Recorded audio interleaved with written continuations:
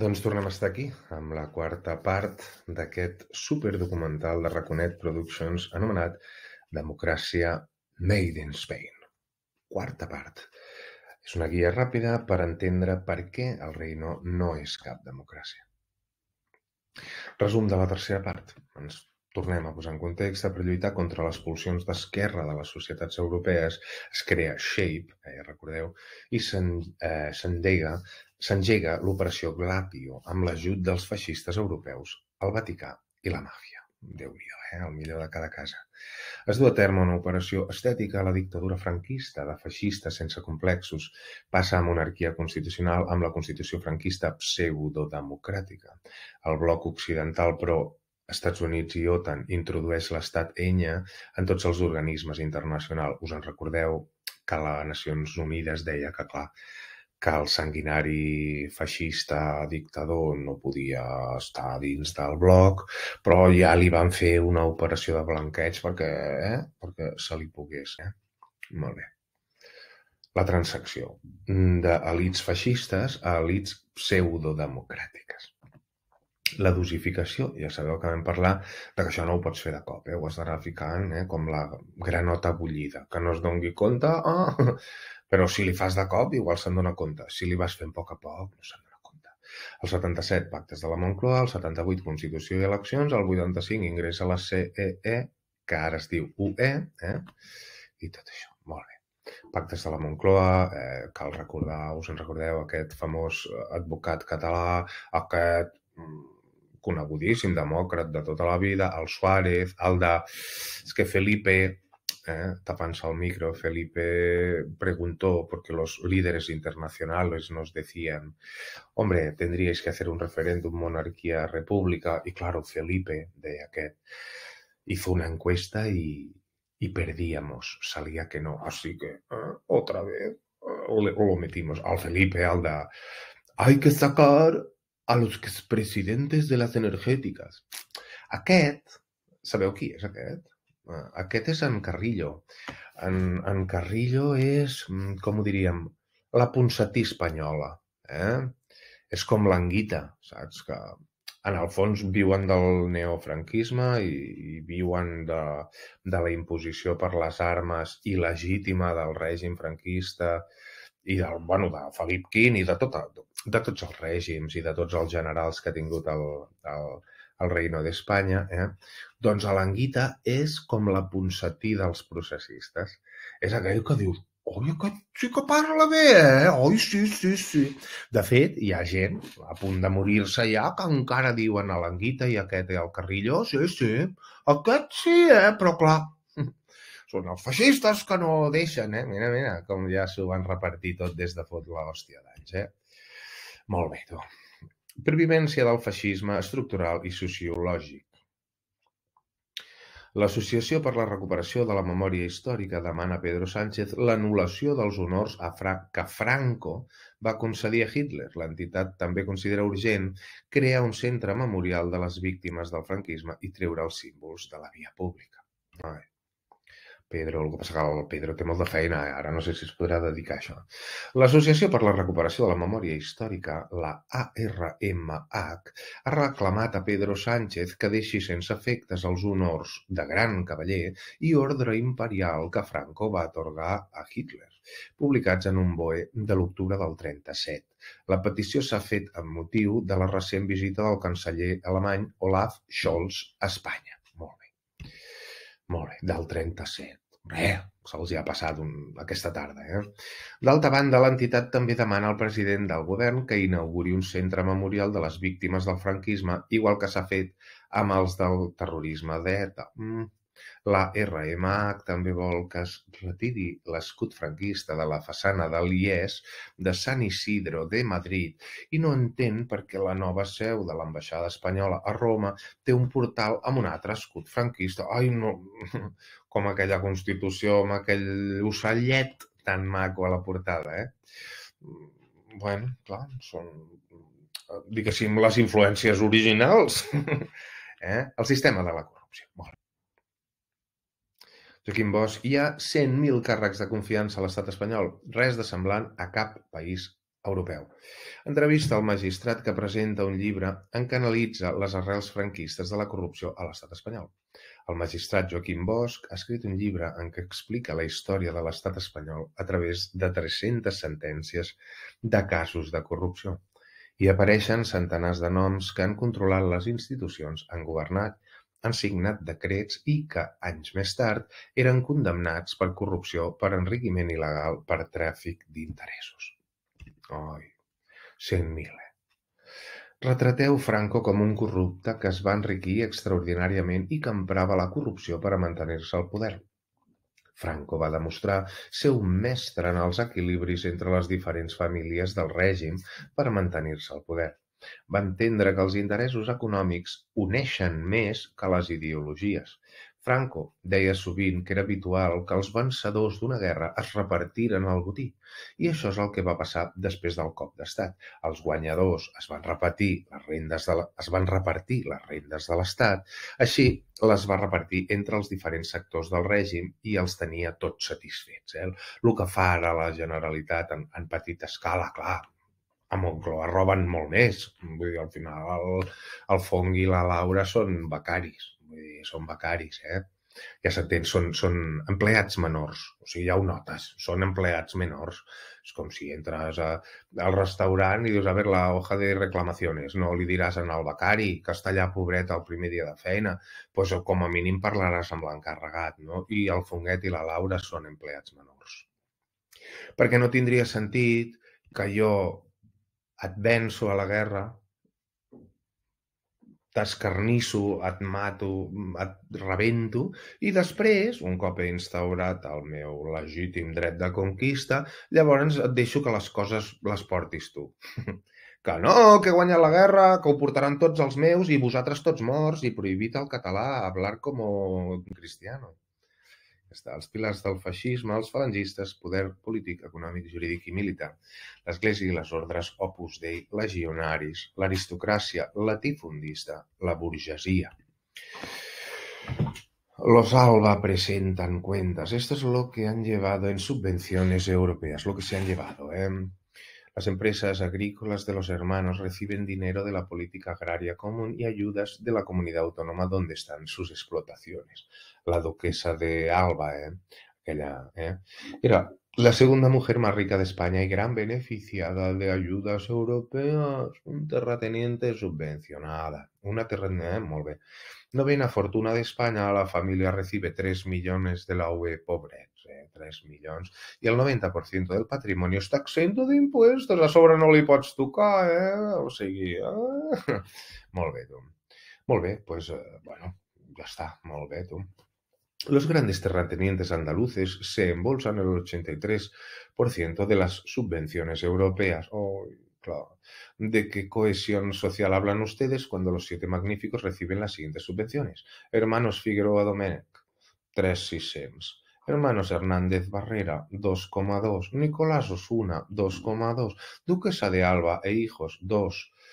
Íñigo Arteaga, 1,7. Hermanos López de la Puerta, 1,4. I Samuel Flores. Home, jo crec que amb 3 a l'any, hosti, costaria de passar, Jo no sé si me'n sortiria amb 3 a l'any, 3 milions a l'any, justet, és justet, però bueno, com que són campechanos, Entre los 7 magníficos españoles se llevan 14,5 al año, Això és el contracte del Dembélé, més o menys, La misma cantidad que la de 2.700 explotaciones agràries pequeñas i medianes.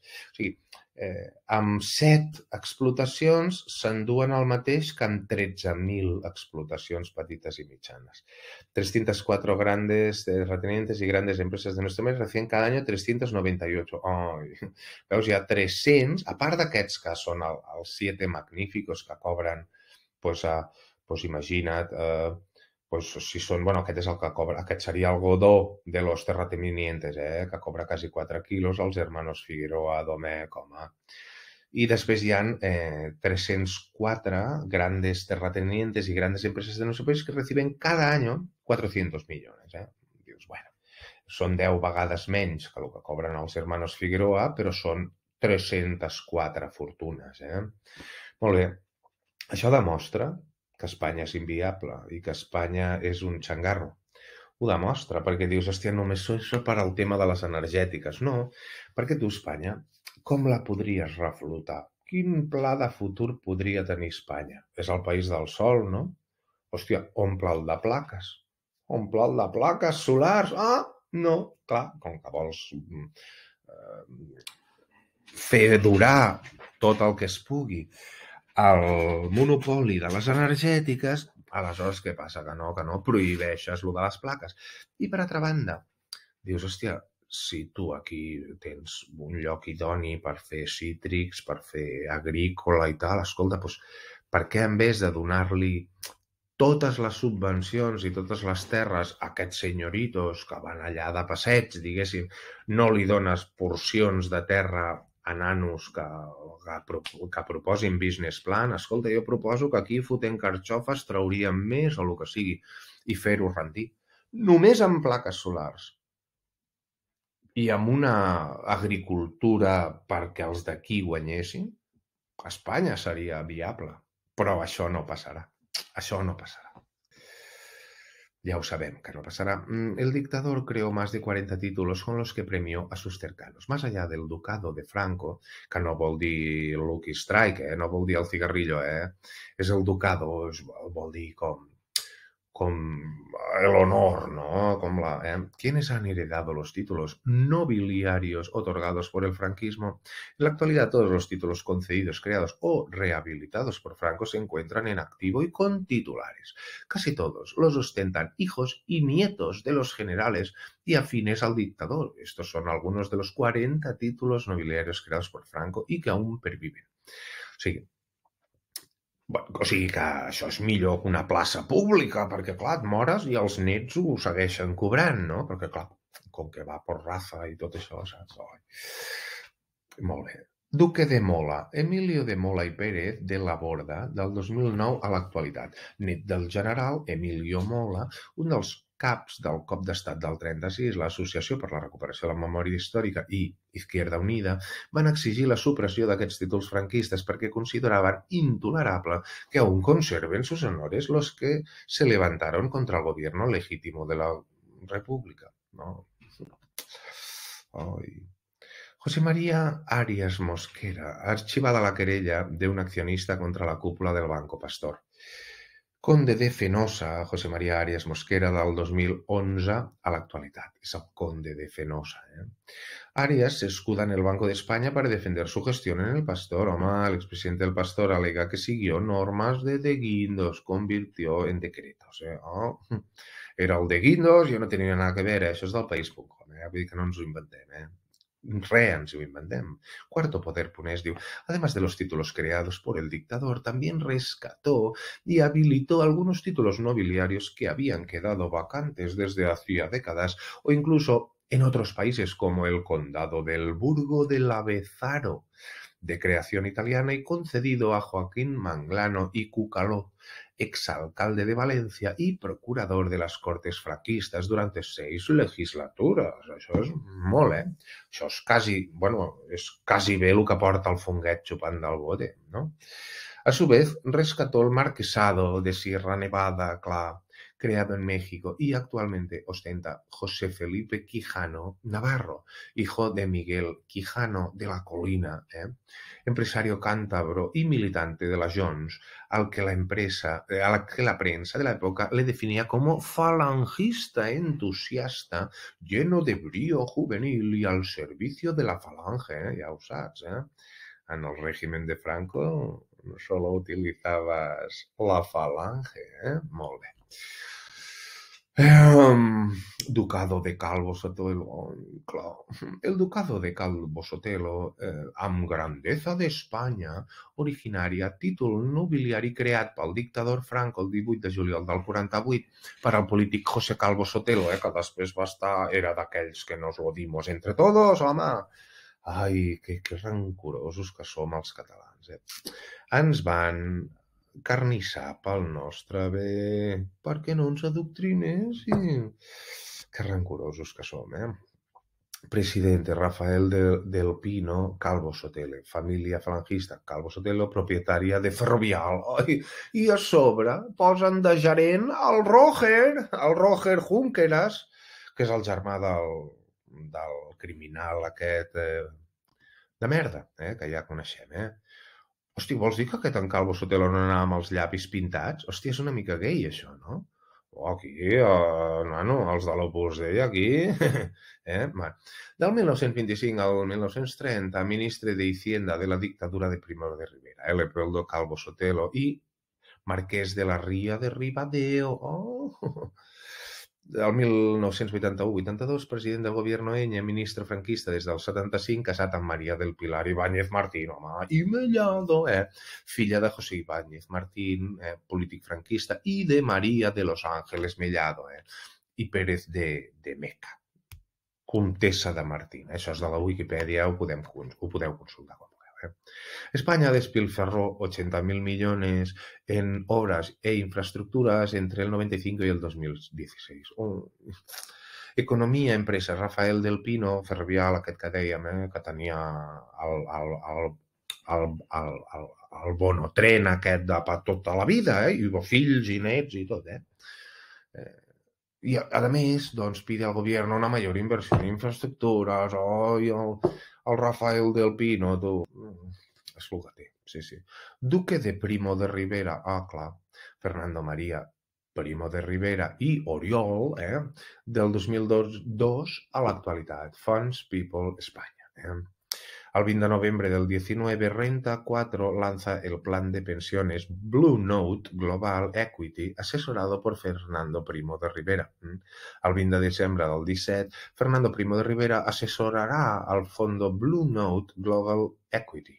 El 14 de setembre del 16, Fernando Primo de Rivera, primera incorporación de Alter Finance como agencia de valores.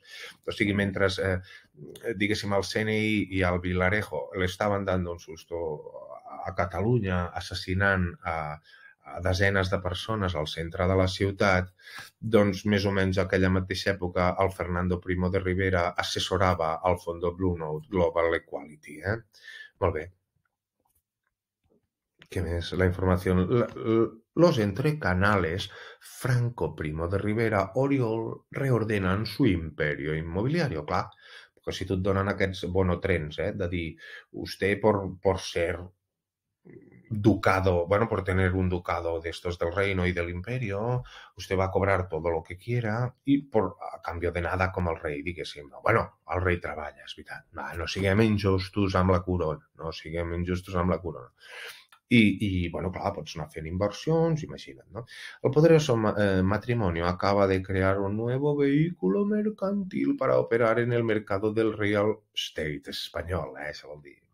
Las inversiones inmobiliarias, yo tengo 60 pisitos alquilados, que me dan nada. Me dan 60.000 al mes, lo justo, y ya está. Y de eso vivimos yo y mis acompañantes, Molt bé.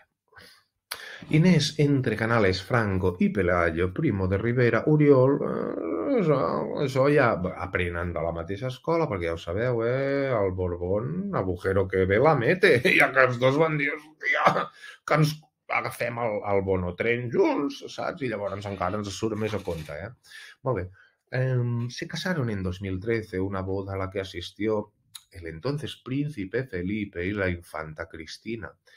Nació una nueva dinastía con una notable presencia en el real estate español, porque parlan de la inversión inmobiliaria. Ahora acaban de crear un nuevo vehículo mercantil, Meteora Real Estate SL, para reorganizar su patrimonio de inmobiliario que supera los 300 millones. Ai, pobra gent. Hosti, que encara hauran d'anar a demanar a l'església, Inés, hija de Juan Entre Canales, participa junto con su familia en el capital de Acciona, y eso me suena, y tiene inversiones en Livorno Inversiones, que es la matriz accionarial de Meteora Real Estate, que era la otra, y en la SICAF Kefren. La revista Forbes sitúa a Inés Entre Canales en el puesto 95 de las grandes fortunas españolas con un patrimonio de 275 millones de euros. Datos de 2019. Pobreta. A mi em fa patir, que no acabi passant gana la pobra Inés, Pelayo tiene una carrera como inversor con mucha proyección. El año pasado, Kefren Capital Real Estate cerró la venta de 5 naves industriales y logísticas por 57 millones, 60 millones de euros a Blackstone. Blackstone, ja us en recordeu, de capítols anteriors, Blackstone, completando una de las mayores transacciones del año en este segmento. Las naves estaven en Madrid, Barcelona i Vitoria, que no vas a un desert de Càceres, no, real estate de Plaça Catalunya, lo bo, diguéssim. Pelayo tiene una carrera como inversor con mucha proyección, això ja ho hem llegit, no? L'any passat que feien... Això ho hem llegit, disculpeu. IBEX, Mediaset España Internacional, bueno, ja sabem, és Telecinco, Grup Telecinco, tal. Telefònica, és Telefònica. Meliá Hotels, Inditex, molt bé. AENA, molt bé. Repsol, molt bé. Mafre, molt bé. Banco Santander. Iberdrola, la Caixa! Però vols dir que la Caixa no era catalana? International Airline Lines Group, IAG, molt bé. Endesa, Distribuidora Internacional de Alimentación Dia, hòstia, està l'IBEX, el Dia, molt bé.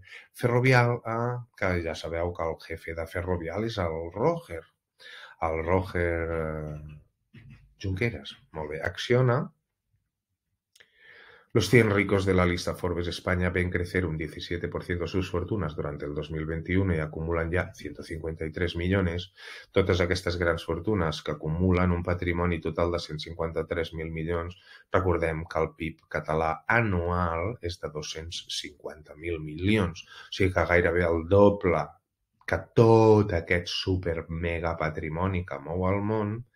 El doble d'això ho facturem els catalans cada any, que quedi clar, qui paga las cosas. Madrid sigue encabezando el ranking de las comunidades con más fortunas gracias a una política fiscal agresiva que le ha permitido atraer la riqueza del resto de comunidades. De esta manera, la capital cuenta con 36 oriundos que acumulan un total de 32.800 millones de euros, suma que otras 14 fortunas que tienen su sede principal en Madrid, aunque provienen de otras regiones. Vagin posant, seguin, Molt bé. L'Església i les seves ordres.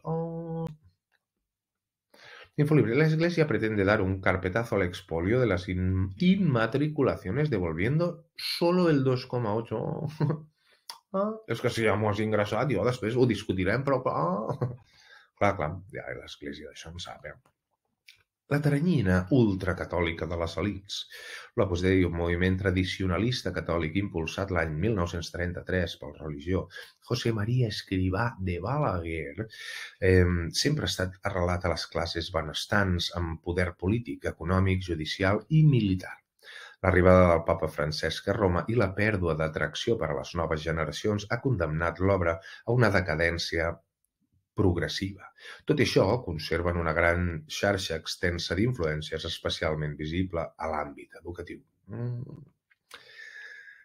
És la seva feina principal, Opus Dei. I tal com abans havia ocorregut amb els ministres tecnòcrates del dictador Francisco Franco, arrelada a les classes benestants, l'obra compta amb nombrosos càrrecs a l'estament militar. El poder judicial, com ara el president del Tribunal Constitucional, Andrés Ollero, i els cercles econòmics, com ara l'expresident Blaugrana i empresari hoteler Joan Gaspar. Bueno, i aquest, ja recordeu, aquest, ja sabeu, el de Te lo afino, aquest també era Opus Dei, Banco Popular, aquesta entitat financera, ha estat considerada el banc del moviment integrista. No debades va ser dirigida històricament per la família catalana Valls Taverner, membres de l'Opus Dei. Todo por la pasta. La pasta uneix més que la cultura, està clar. Eugeni Casanovas diu l'Opus Dei només és una de les parts d'aquest complot.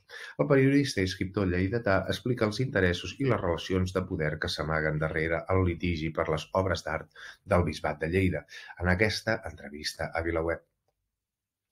L'Opus és tan sols una de les parts del complot. Hi ha també tot el nacional-catolicisme espanyol, amb Rouco Varela al capdavant, i tot el nacionalisme espanyol.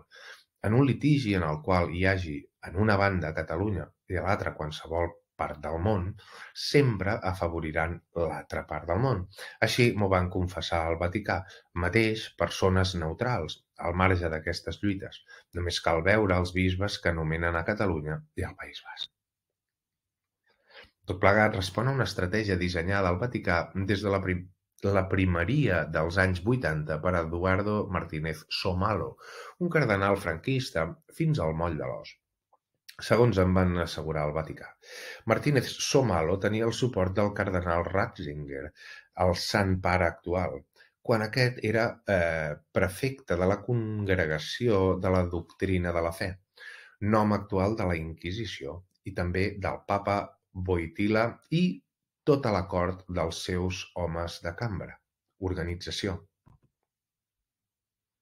Entre els homes forts del Vaticà hi havia espanyols com López Quintana, nascut a Barbastre i home de moltíssima influència, que es diu que era el cap dels serveis secrets vaticans. Això no es pot demostrar perquè oficialment aquests serveis no existeixen. També hi havia el cardenal de l'Opus, Julián Herranz, és a dir, Barbastre té molta gent col·locada al Vaticà i per aquest motiu sempre ha pres partit en aquest bisbat.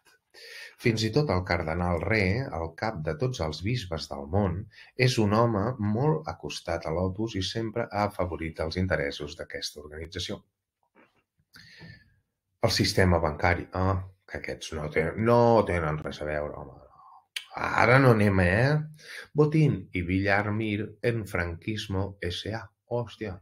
El Faradio entrevista al periodista Antonio Maestre, que investiga en su libro las relaciones económicas de las élites del franquismo. Los empresarios Emilio Botín Sanz de Sautuola, abuelo de la actual presidenta del Banco Santander, oi, quina casualitat, tu.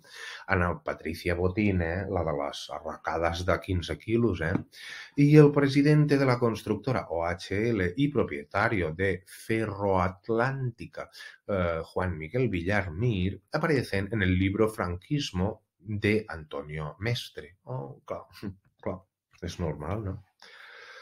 En concreto, el libro describe la responsabilidad de Villar Mir con el trabajo esclavo en la construcción del Valle de los Caídos. Oh, es que qué trabajo más esclavo. Y como Botín engañó a los republicanos tras el golpe de Estado, se fue a Suiza a ingresar un dinero por el que en la actualidad ha tenido que pagar una multa y cuando volvió se pasó al bando fascista. Oh. Bueno, però ho faria de bona fe, segur. I no ho faria per diners, Mai, home, pels diners. No, home, no, si la gent no es mou per diners. Por su parte, OHL y otras constructores que habían financiado el golpe de Estado y que fueron afines al régimen se beneficiaron de toda la reconstrucción de España, claro, a través del patronato de regiones devastadas. En el caso de Santander, a la reconstrucción de la guerra se unió la del incendio del 41, núcleo central de la investigación de El Faradio en el libro Expulsados. Un hilo negro que se empezó a trazar con el golpe de Estado del 18 de julio del 36, con múltiples casos de las mismas familias, las mismas empresas que gracias a una dictadura criminal pudieron hacer una acumulación material y poder mantener ese poder en la actualidad, porque son el núcleo del capitalismo español actual. Y para concluir, cita a Félix Millet, porque también la burguesía catalana hace mucho de esto. En una frase, en el fondo somos 400 familias y nos conocemos todos. Segui. Que como seguis, no te levantis, ja ho saps. Molt bé. 400 familias y nos conocemos todos y somos la tita y somos nosotros. El Banco Santander blanqueó dinero de fortunas españolas en Suiza. Entre 2005 y 2008 se produjeron 1.070 operaciones bancarias entre el Santander y HSBC Suiza por un valor de 73,9 millones de euros. Mira tú, pero eso es que calla, home, això és per pagar els gastos. De Guindos garantiza que el banco malo no tendrá coste para los ciudadanos. Bankia crea su propio banco malo, separa los créditos morosos y el suelo en otra entidad que sufragará con ayudas públicas y todo lo bueno nos lo quedamos neto y lo malo que lo pague entre todos. Entre todos, claro. CaixaBank gana 5.200 millones por el efecto contable de absorber a Bankia. El maquillatge de balanços, això ja ho sabeu com va, eh? ¿Por qué no se van a recuperar todas las ayudas a la banca?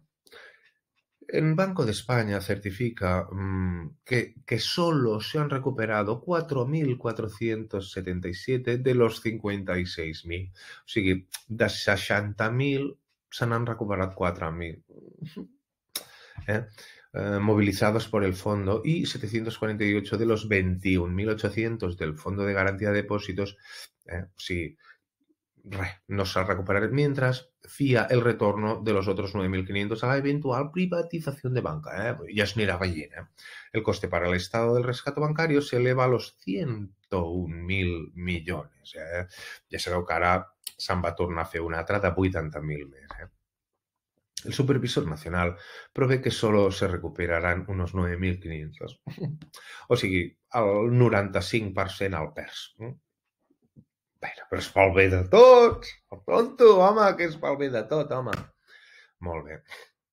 La gran banca ingresa 15.400 millones de euros por comisiones, un 11% más que hace un año. Jo vaig tirar en comissions, a part del que trobo ja fiscalment de forma directa, després les comissions son variables. Los 5 bancos españoles que cotizan en el IBEX 35, CaixaBank, Banco Santander, BBVA, Banco Sabadell y Bankinter, ingresaron hasta el tercer trimestre del año 15.400 millones de euros en comisiones en conjunto. En total son 1.541 millones más que lo acumulado en el tercer trimestre del 20, cuando las ganancias por comisiones alcanzaron los 13.900 millones. És que és poc, 13.900 és poc. Llavors dius, pues va, 15.500, va. 15.500, que tampoco vamos a estar 2.000 arriba o 2.000 abajo. Home. Entre un año y otro se ha crecido un 11. I això és del 20, M'agradaria saber com és el 22, Pues si ya estábamos en 15.500, pues ya estaremos en los 20.000. Molt bé. Y la gente que sabe, pues si la gente que sabe, home. El Estado español asume todas las pérdidas de la Sareb, el banco malo, y claro, se n'han de fer responsables, claro.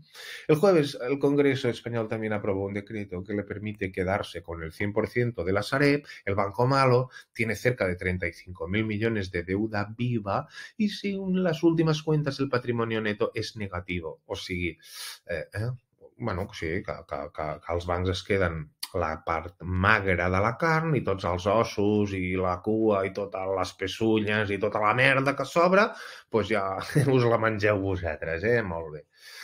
El último paso para socializar las pérdidas del sector financiero, que ja n'han recuperat una altra tanda. Ara, mentre ens feien anar a defensar el català perquè no ens el toquessin, quan ja hi havia sentència ferma i ens desviàvem en allò, tornaven a rescatar amb 80.000 més al Banc Dolent. Això aquest any, O sigui que això és un cicle constant. El fiasco del Banco Malo añade 35.000 más a la factura de un rescate que el PP dijo que no costaría ni un euro, y ya no costará ni un euro, Molt bé. El gobierno sienta las bases legales para tomar el control de la Sareb en los 5 años que quedan antes de tener que liquidarse y podría aumentar los 54.000 millones que se dan por perdidos de las ayudas a la banca tras la crisis del 2008. Ay, pobre. El Estado toma el control del banco malo tras asumir su deuda, que son 35.000. Aquesta vegada ha sortit barato. La banca encabeza las alzas entre las grandes del IBEX en el arranque del año. Fixeu-vos que de totes les empreses que té l'IBEX, les que més, diguéssim, les que són més brazo ejecutor de l'Estat són els bancs, perquè al final el corralito de facto que estem visquent depèn de la hisenda, però en connivència amb el banc. O sigui, tu pots treure els teus estalvis, depèn. Si volen els bancs i les hisendes. Perquè si no, això ja ho veurem, Molt bé. Doncs CaixaBank, líder en robar tot el que pot, empatats amb el Santander, molt bé, i guanyen. Bueno, Telefònica, fixa't, els bancs segueixen guanyant més que les empreses de telecomunicació, i bueno, el BBVA, res, segona divisió, I a partir d'aquí, hòstia, Inditex, Inditex, clar, Inditex no pot fabricar la roba i de cop passar-la a vendre al doble o augmentar-te els preus un 30% perquè se n'aniria tothom al Massimo Dutti. Però com que els bancs et passen aquests... sabeu això del B2B2? 2B2? Que són uns rebuts que ja te'ls tiro, una cosa que ni estava pressupostada ni comptàvem que m'ho tiraries, però ja t'ho he cobrat. I tu no tens marge de tornar-me'l. És que els bancs en saben molt d'això, molt bé. I a més, com que no tenen cost, perquè no t'han d'entregar res a canvi, doncs és benefici net tot. Molt bé. Hacienda ofrece un bonus de 100 millones a sus funcionarios a cambio de recaudar 13.500 millones contra el fraude, que estan primant els funcionaris per robar més, per anar a buscar tothom, a enganxar-lo amb tot, no? Però fins que no hi hagi un veritable quadrament de xifres informàtic, els funcionaris s'hi dedicaran, però al ritme de funcionari. Ja saps quin és el ritme de funcionari. És com el caballo del malo, saps? Que dius, hòstia, si el tens davant, agafa'l, dispara-li i no l'agafes, estàs allà. Ai, que el podries disparar, Tu vas amb el caballo i, hòstia, que lento és el caballo del malo. Pues és el caballo del funcionari. Molt bé. La monarquia. Ai, que no me n'havia oblidat que la monarquia jo creia que era dels que sí que, Molt bé. Adolfo Suárez reconoció la manipulación del referéndum constitucional. Això no us vull avorrir amb coses que ja heu vist en aquest canal, com es tapava el micro dient que Felipe hizo una encuesta porque los líderes internacionales nos pedían referéndum, monarquía, república, y salía que perdíamos. Entonces lo metimos en la Constitución, y la gente que sabe. Sí, la gente que sabe, home. Molt bé. En un momento, cuando la mayor parte de los jefes de gobierno extranjeros me pedían un referéndum sobre monarquía o república, hacíamos encuestas y perdíamos, admite el expresidente fallecido en marzo del 2014. La solución para que esta consulta no se realizara fue meter la palabra rey y la palabra monarquía en la ley, en la reforma política del 77. De esa manera dije que había sido sometido a referéndum ya. ¡Oh, nos lo dimos entre todos! ¿Pero que no te acuerdas que nos lo dimos entre todos? Hombre, sí, que esto lo votamos todos, hombre. Molt bé. Un mercader de armas huido de España acompaña a Juan Carlos I. Abdul Rahman El Asir, en busca y captura por delito fiscal, se refugia en Abu Dhabi. Y va con el otro, Interpol, tras el mercader de armas, amigo del rey, la Interpol pide a Abu Dhabi la detención del comerciante de armas que visita asiduamente al rey emérito. Esto es del país, això no ens inventem, El CNI, el verdadero origen de la fortuna del rey emérito. El CNI ofreció a El Asir rebajar su deuda fiscal en 10,3 millones a cambio de silencio sobre sus negocios de armas con Juan Carlos I. El Servicio Secreto Español negoció reducir la deuda fiscal del potentado libanés Abdul Rahman El Asir, que chantajeaba al Estado español con los documentos que guardaba sobre las operaciones de comercio de armas, con los que el rey emérito empezó a amasar su fortuna. Según correos del CNI y audios e informes de Villarejo obtenidos por público, actualmente el Asir acompaña a Juan Carlos I en su exilio de Abu Dhabi. L'hem d'entendre, aquest home. Jo l'entenc. Lo siento mucho, com es diu? Jo l'entenc, perquè clar, imagina't, si tu ja només de salari de rei, no sé, quan cobrava el rei, no sé. Aviam, deixa'm veure quan cobra el rei. ¿Cuánto cobra el rey de España? Aviam, a veure. ¿Cuánto cobra el salario? Ay, 259.000, 260.000, tú. I la reina, pobre, 150.000, tu. 260.000. És molt poc per ser rei, Però bueno, Clar, tu imagina't que cobres 250.000, no? 260.000, perdona. 260.000.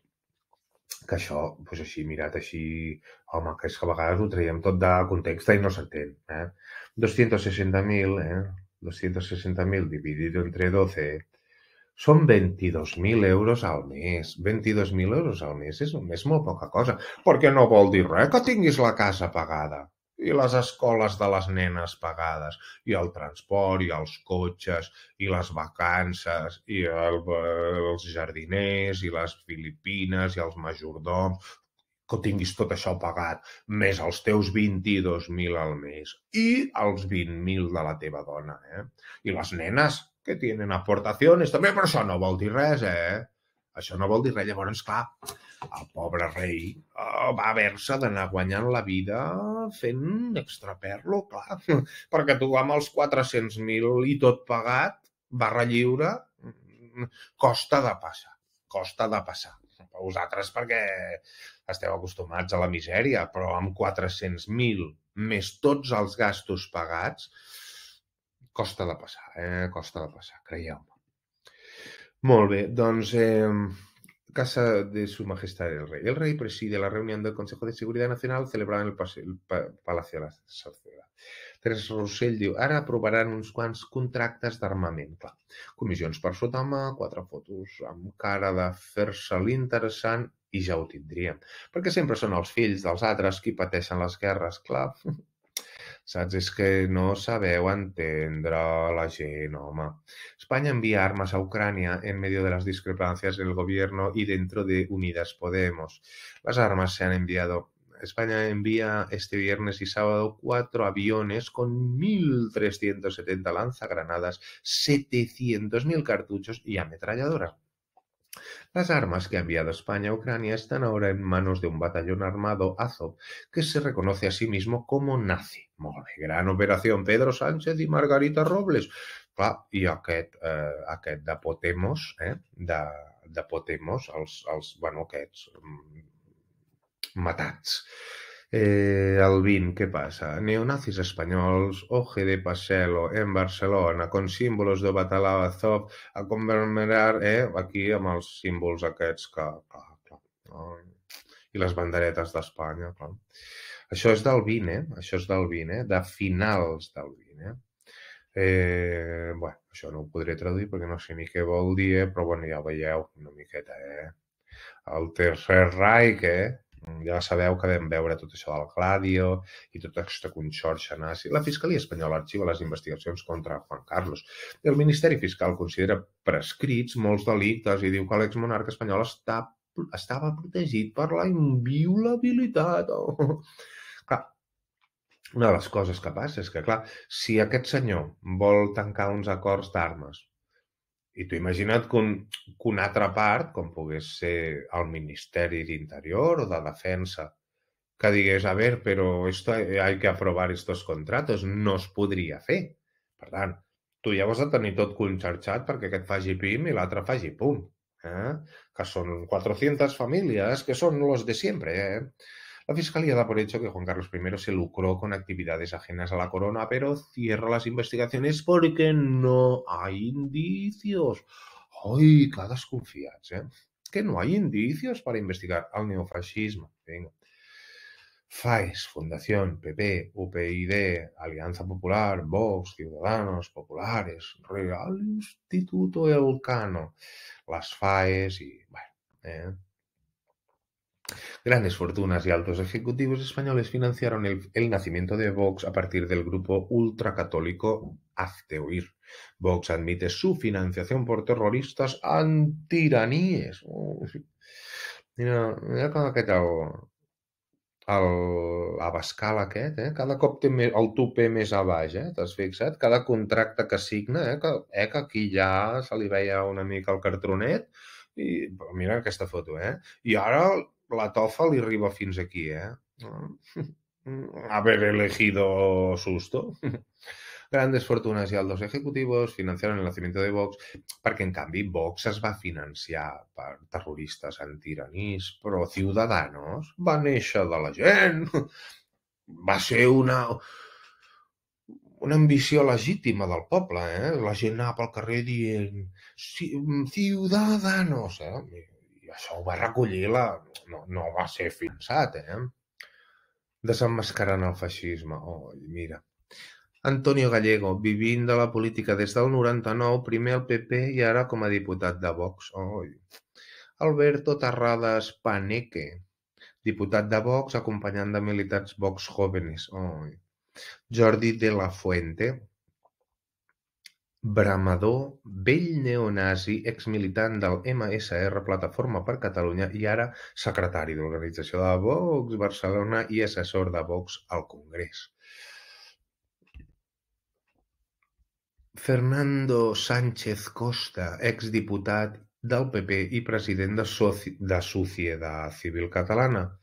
Alejandro Fernández, diputat del Partit Popular. Josep Bous, en recordeu d'aquest miserable de merda?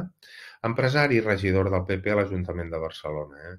Bueno, aquest és que realment es desacredita sol cada cop que parla. Aquest ha après a parlar bastant ben català, ben, i aquest inclús està guanyant simpaties, perquè clar, tots els altres, Júlia Calvet, presidenta de S'ha Acabat, envoltada de diputats assessors i militars de Vox a dalt i de zombis de Ciudadanos a la dreta. Iván Cánovas, assessor de Vox i responsable de Vox Jóvenes. Carlos Carrizoja, ex-homo. Nacho Martín Blanco, diputat de Ciudadanos. S'ha acabat, que és, i amb l'apòstrof, ja ho veu veure que nosaltres en vam entrevistar aquí un també que era d'aquesta òrbita, però que feia veure que era català, us en recordeu, que en aquell no el vam poder deixar sobreviure. David Vidal, Rubicon Channel, director ejecutivo de Global Chase Competitive Intel.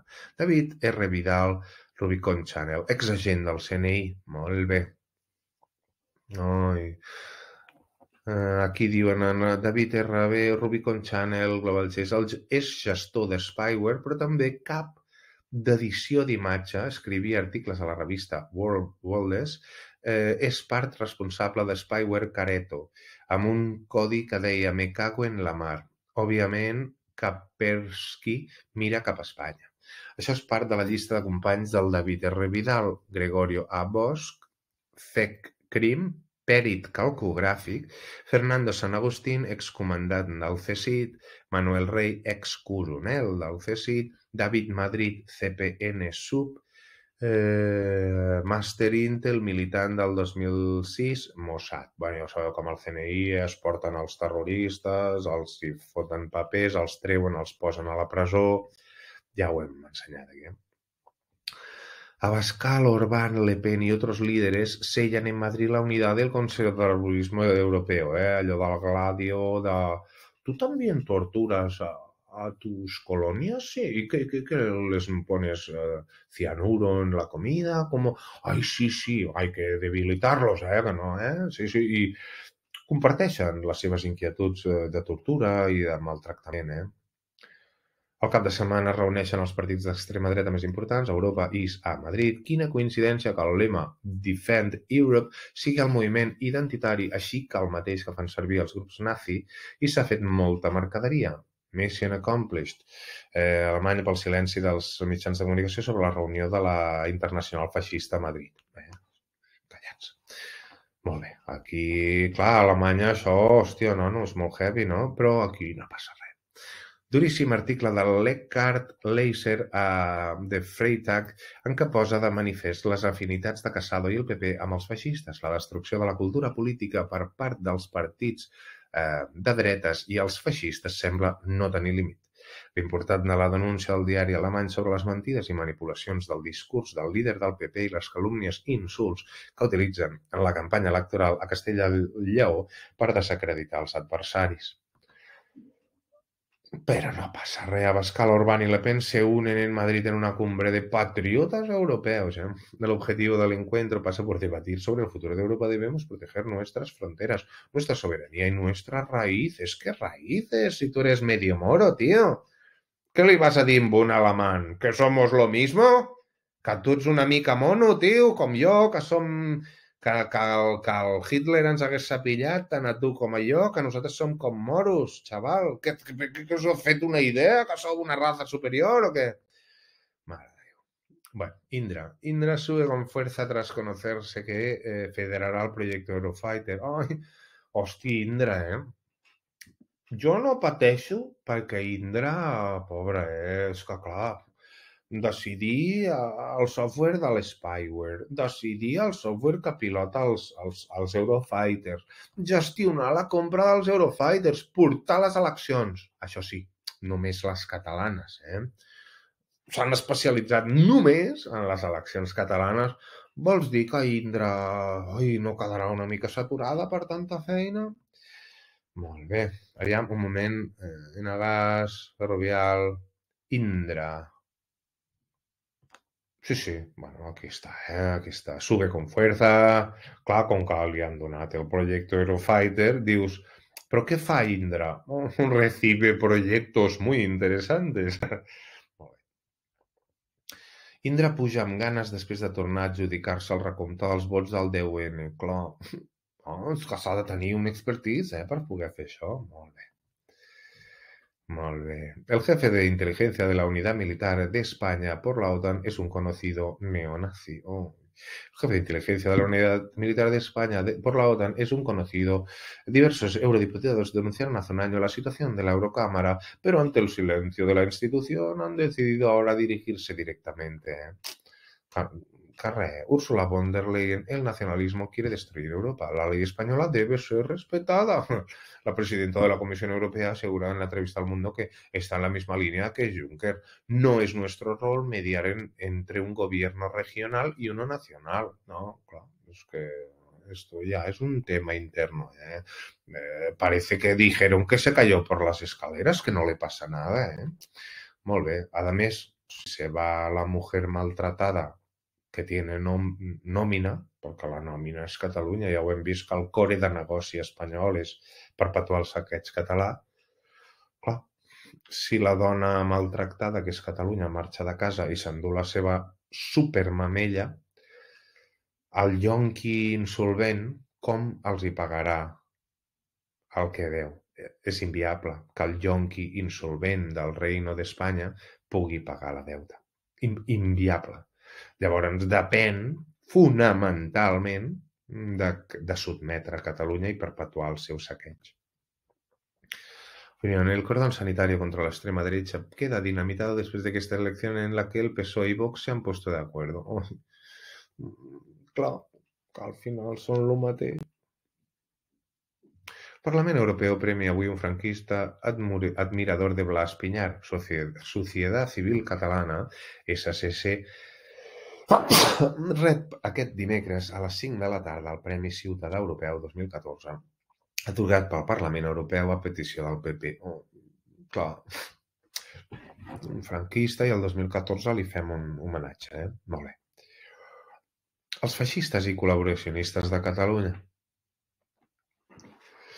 Conde de Bau, Joaquim Bau Miquel, actualitat, net del polític carlista tortosí Joaquim Bau Nolla, arquitecte, cap d'àrea, projectes i obres, gerència d'infraestructures i equipaments, Ministeri de Cultura.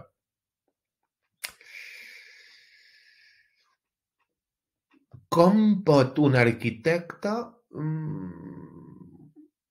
estar en el Ministeri de Cultura? Bueno, sí, tot pot ser, ja ho hem vist, no? I des del 99, 30 anys, res. Portes giratòries amb catalans vinculats al franquista. La font és el crític. Mao San Miguel, l'empresa cervecera líder en Espanya. Repsol IPF, Colonial, la Caixa. Ai, Colonial, us en recordeu, Portes giratòries del franquisme català. Els Samarang, els Lara, els Vilarassau, els Cortina, els Carceller o els Gai de Montellà són exemples de famílies enriquides durant el règim dictatorial, que van arribar a tenir càrrecs polítics i en alguns casos bones connexions amb el general Franco. Arribada la democràcia, tots ells van continuar amb èxit els seus negocis. Crític repassa aquí la trajectòria política i empresarial de 10 cognoms catalans vinculats directa o indirectament amb el règim. El text és un fragment del llibre El franquisme que no marxa. escrit per el periodista Lluc Salelles, editat per Edicions Saldonar i el grup Barnils. Fomento de Construcciones y Contratas, Inditex, amb tots els noms comercials, Zara, Massimo Dutti, Uterque, no sé, Oixo, Pull&Bear, és això, no sé com va, Bershka, Stradivarius, Sara Home, Ferrovial, ja ho sabeu, Can Roger, Junqueras, Prisa, que tenemos prisa, Molt bé. Perdoneu. L'empresari Fèlix Millet, que és l'autor de la coneguda frase que explica que a Catalunya han manat sempre les mateixes 400 famílies i que s'han repartit el pastís empresarial i financer del país, és una idea que ha estat molt recurrent en els debats polítics dels últims anys, després que es destapés el frau del mateix Fèlix Millet i de Jordi Montull al capdavant del Palau de la Música. Es tracta de la realitat econòmica i de classe alta explicada de forma ben simbòlica per un dels protagonistes de la història. Com els Millet, la majoria de les grans famílies empresarials catalanes d'avui en dia són hereves de les grans fortunes que van sortir beneficiades de la victòria de l'Alzamiento Nacional de l'any 39.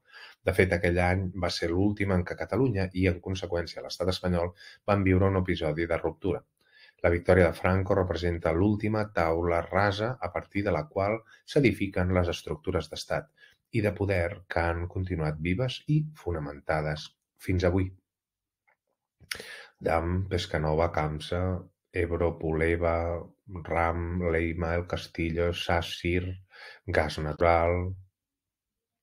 I és precisament per això que, talment com als anys 40, els cognoms que avui continuen exercint el poder econòmic i també polític a Catalunya són els Millet, els Cortina, els Carceller, els Mateu o els Trias, mentre que el conjunt espanyol són els d'Oriol, López de Letona, de la Mora i Mon, Suárez o de Borbón.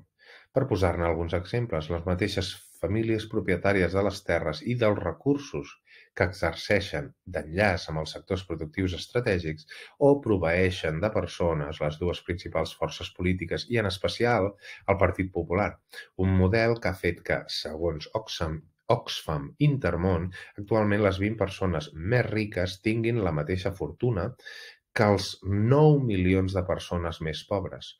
Ni Catalunya ni els països catalans són un oasis en aquest sentit. Grup Peralada, Casinos Grup de Peralada, Grupo Planeta, Foment. Clar. L'Audiència espanyola reobre la investigació a Brufau, Fainé, Repsol i CaixaBank pel cas Vilarejo. El tribunal creu que hi ha indicis delictius de suborn i revelació de secrets en la contractació d'una empresa de Vilarejo per a fer espionatge. Clar, que no. COE, Confederación Española de Organizaciones Empresariales, AC General, ZF Barcelona, la Zona Franca, ja sabeu, Abertis, Acesa, abans Acesa, ara es diu Abertis, que sona més català, Molt bé el Samarang, ja, molt bé, tu. Todos los alcaldes franquistas que absorbió CiU. Uy, mira. CiU era Convergencia y Unión, no os recordareu porque eso ya no existe. Los nacionalistas catalanes reciclaron casi la mitad de los 219 ediles procedentes del periodo no democrático, según los datos recopilados por el arqueólogo e historiador Roger Molguinas. Pues bueno, que els van posar, tal qual. Molt bé. Quadre, total d'alcaldes del període no democràtic que es presenten a les eleccions del 79 o el 83 a Catalunya per afiliació política. Convergència, a Barcelona 26, a Tarragona 20, a Lleida 23, total 95 de CiU, independents 88, l'UCD 22, AP 10, el PSC 3 i Esquerra 1. Total d'alcaldes del període, 219, que no passa res, canviem de història. Alcaldes del període no democràtic encara que tinguin algun càrrec municipal, alcalde o regidor, que encara tenien algú, 143. 143, Convergència segueix sent la dominadora, La Generalitat prorroga el contracte del 061 amb Ferrovial per més de 10 milions i mig d'euros. Lío a la AMD por la externalización de la limpieza ferrovial. Renfe adjudica a Ferrovial el megacontrato de las cafeterías de sus trenes por 272 millones de euros. I Colau premia a Ferrovial con una de les obres estrella. Sabeu que vol acabar de destrossar la capital, la Colau, i ho farà amb això. Colau adjudica el servei de bicing a UT Padalem Barcelona. El gerent és el germà d'en Junqueras, en Roger. La Conselleria de Salut d'Esquerra adjudica a dit el contracte de 18 milions a Ferrovial. El gerent també és el germà d'en Junqueras, en Roger, sabeu, Però la corrupta és la Laura Borràs, El hermano de Junqueras es gerente del grupo que hace caja con el 061. Roger Junqueras es alto directivo de Ferrovial que ha ganado 55 millones con la gestión del teléfono de emergencia que cobraba por atender el coronavirus en Cataluña. Molt bé. La familia de Pere Aragonés hizo negocios en paraísos fiscales. El padre y los tíos del republicano repatriaron una sociedad desde las Antillas holandeses en el 2013. Zapatero del PSOE, Artur Mas, Junts per Cat, Florentino Pérez, Sánchez Llibre i Mireia Alfong. Mira com es puja aquí en l'escaló, per posar-se de puntetes. Bueno, la família de Pere Aragonès es va acollir a l'amnistia fiscal de Rajoy. El pare i els oncles del candidat d'Esquerra posseïen una companyia ubicada a Curaçao, i amb el Rajoy van dir què? I el Rajoy va fer i ja està, perquè com que són les mismes famílies, home, que són les mismes famílies, home, exclusiva privilegis al Parlament, això ja ho vam explicar, va saltar la lleure amb 1,7 milions i la Laura Borràs es va fer la sorpresa com dir, home, això no ho sabíem, que la presidenta del Parlament això ho ha de firmar cada mes, però va fer veure que no sabia i el Fonguet no va tenir els collons de sortir ell i va treure la becària que va dir, em sorprès molt de veure-ho a la premsa, Avui actualitzaré el meu famós fil sobre la gran menjadora amb 92 assessors posats a dits d'entre 3.500 i 6.000 mensuals bruts acumulables, amb d'altres sous i amb alguns amb dedicacions nul·les. Només el primer tuit de l'anterior fil va ser vist per 700.000 persones, les menjadores de la Diputació. Doncs ja ho tenim. El proper serà l'últim, Aquesta és l'última part. T'agraeixo molt, patriota, que facis suport a la comunitat. Tenim algunes coses interessants en breu, però el que sí que et demanaré és que comparteixis aquest vídeo, que recomanis a les persones que el vegin amb càmera ràpida, perquè si podem assimilar tota aquesta informació, serà molt difícil que ens distreguin del que veritablement interessa, que és recuperar la nostra independència i, per tant, gràcies, patriota, una vegada més. Fes un like, deixa'ns el teu comentari i seguim demà. Visca Catalunya, de nou lliure.